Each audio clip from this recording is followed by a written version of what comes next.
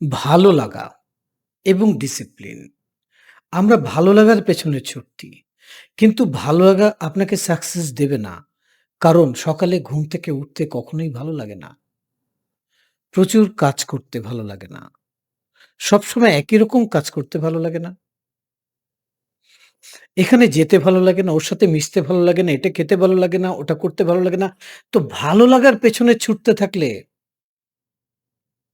আপনি সব হারিয়ে ফেলবেন। তাহলে আপনাকে করতে হবে কি? তাহলে আপনাকে ডিসিপ্লিন হতে হবে। ডিসিপ্লিন কি জিনিস?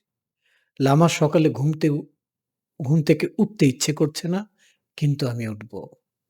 এখন এটা করতে ইচ্ছা করছে না, আমি এটাই করব।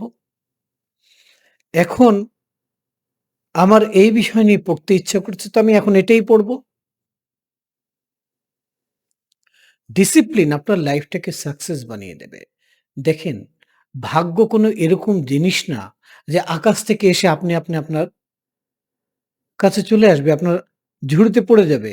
ভাগ্য হচ্ছে প্রতিদিনকার ডিসিপ্লিন লাইফ আপনার ভাগ্যকে পরিবর্তন করে দেবে।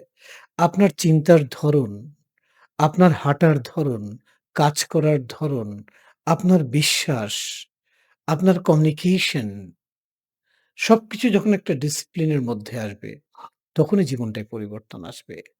এই ডিসিপ্লিন কিভাবে তৈরি করবেন? এই ডিসিপ্লিন তৈরি করার জন্য মাইন্ডসেট তৈরি করা দরকার। মেন্টাল পাওয়ারটাকে ইউজ করা দরকার।